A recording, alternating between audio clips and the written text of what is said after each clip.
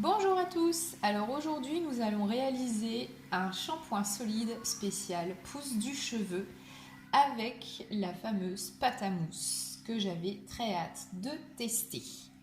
Alors pour faire cette recette, vous aurez besoin de 20 g de pâte à mousse, de 24 g de SCI, de 1,5 g de conditionneur végétal, de 4,5 g d'huile de fenugrec, de 6 g d'eau, que je n'ai pas là, mais voilà, de 30 g de poudre Kapoor Kashli, de 15 g de poudre d'hibiscus et je vais rajouter 2,5 g de maca vital.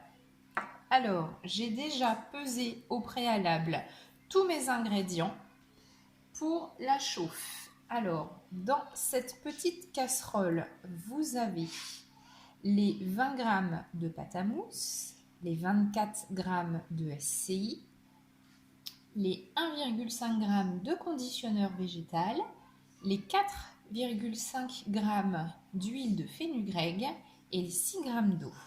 Je vais tout faire chauffer et on revient après.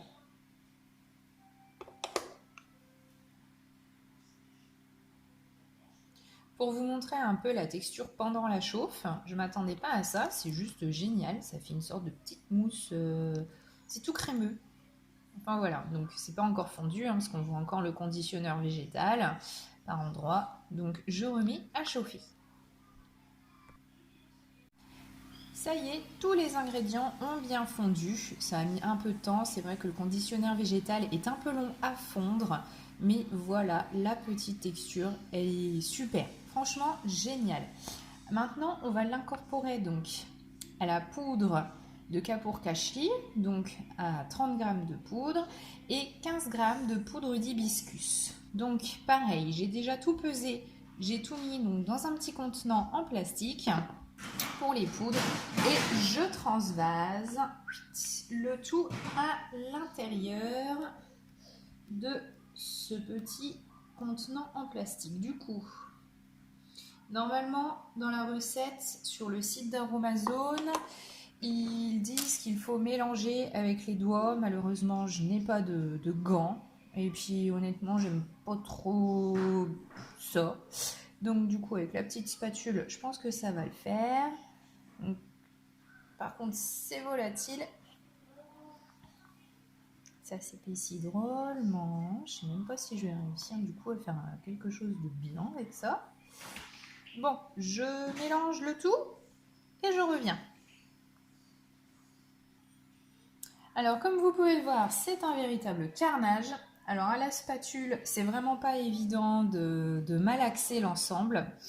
Au final, je l'ai pris directement et j'en ai fait, je l'ai malaxé au doigt. On peut voir que ça fait une grosse boule, style pâte à modeler. Alors, faut pas hésiter à la malaxer. Tant pis, je pense pas pouvoir rajouter le maca vital. On verra déjà le résultat comme ça. Mais je sais pas. On va voir à l'utilisation. La texture, elle est vraiment bizarre. Donc, on va la mettre quand même dans un moule. Tant pis pour tout ce qui reste de poudre, etc. Je vais quand même la mettre donc dans mon petit moule. Bien la tasser. Et on verra si, à l'utilisation, si ça s'effrite. Alors, je suis désolée, mais j'ai été en train de filmer et ça a coupé. Donc, je malaxais la boule pour vous montrer un peu la texture. Et du coup, je l'ai déjà mis dans mon moule. Mais si on appuie, donc voilà, on se rend compte vraiment que ça fait vraiment pâte à modeler. Maintenant, il n'y a plus qu'à espérer que à l'utilisation, en fait, ça ne s'effrite pas parce que on peut constater au final que voilà, il y en a un peu partout et que c'est une texture vraiment pas top à mélanger avec de la poudre. Mais par contre, ça va super bien à mettre dans le moule.